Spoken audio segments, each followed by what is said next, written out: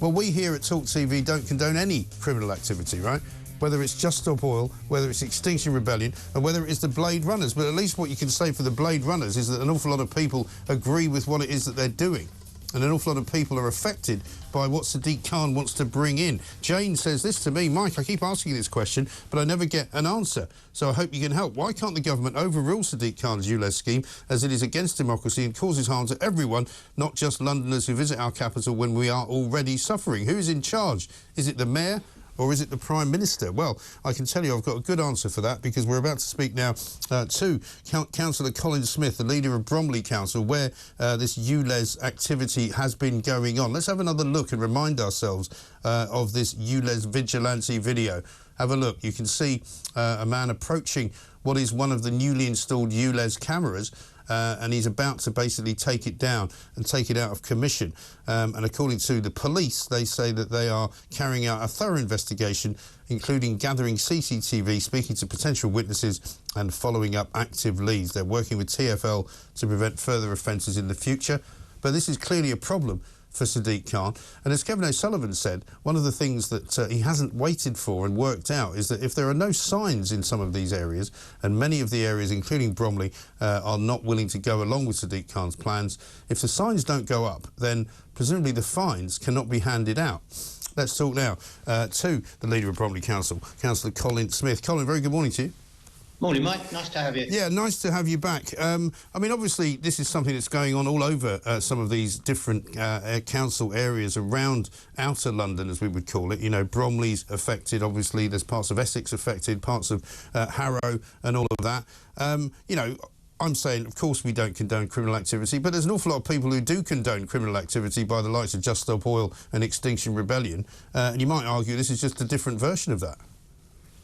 Well, Mike, I wouldn't argue it. The law's the law and everyone should obey it.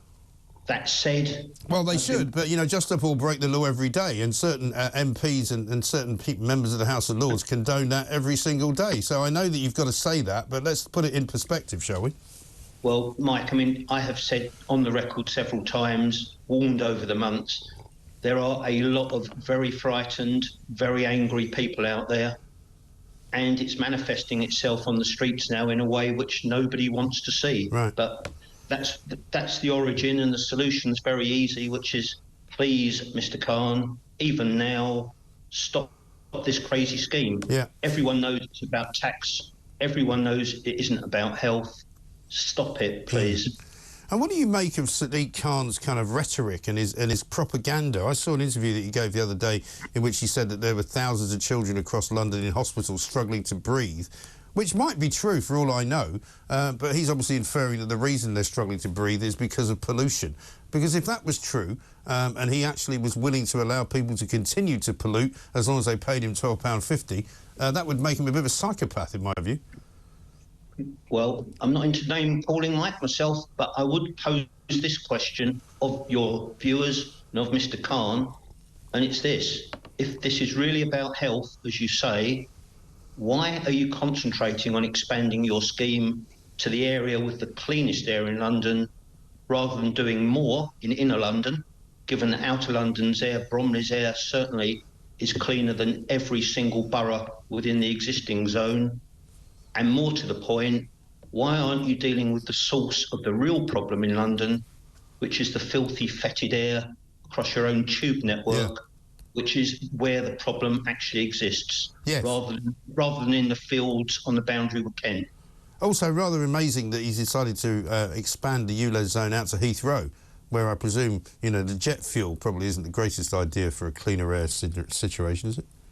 Well, you touch on another good point there. Even the unions are asking him not to expand it to Heathrow because a lot of low-paid workers there are going to run into debt they can't afford as well. It's crazy. It's ill thought through.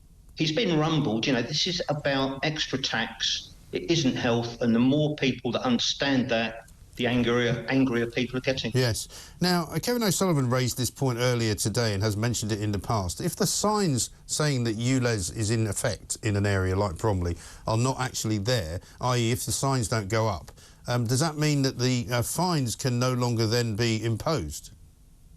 Well, Mike, the erection of the signs across outer London Unfortunately, the law is that the boroughs can't stop the mayor. He has the right to erect the signs if he wishes to. If the signs aren't there, or if the signs have been taken away and not replaced in time, as I understand the law, it does give motorists the right to appeal that they weren't warned. Right. However, that will apply on a case-by-case basis, and I wouldn't want anyone to assume that that gives them an instant out, because we don't want to see people getting taxed unnecessarily. Well, I think that's the other problem, is people are seeing this very much as a tax. You know, it is certainly not in any way, shape or form an effort to clean up the air. It is simply a way of rinsing the public for more money, isn't it? Yeah, very much so, Mike. And people have heard me drone on about this, but it's worth emphasising. This is going to kill single businessmen with vans they can't afford for an extra 20, 30 grand. This is going to cause people to lose jobs or move jobs. If you're a low-paid worker travelling into Bromley from Swanley or Sevenoaks, earning perhaps 35 grand a year, this 3.5 grand is like an extra 10% off your gross income. You can't afford it. But worse, far worse for me, Mike, it's the damage this is going to do to care networks. Family members or friends travelling up to see perhaps slightly less able elderly residents living in places like Beckenham and Penge. That's where the real damage is going to be done. That's where the social fabric starts to fall away. And that's the real tragedy of it to me. Well, I know people as well who live in sort of parts of what you might call Greater London, who are going to be paying £12.50 just to go to the shops, or paying £12.50 just to go and visit their friends, because, you know, there isn't always public transport in the same way there is in the centre of London. You can't always get a bus, you can't always get a train or an overground, you know, and so there's not much of an underground service in lots of parts of South London and its environs. You know, what are they supposed to do? Well, if my good friend Mr. Bacon were here, I'm sure he would chime in at this point and mention from a part of Orpington, the far extremes on the Kent boundary, the nearest tube station is Greenwich North, I think it is, somewhere in the region of 12 miles away. There are no tube stations in Bexley, there are none in Bromley. We have lots of hills, we have bigger distances. People physically can't afford, or aren't able, I should say, to ride bikes everywhere. There's no tubes to jump on.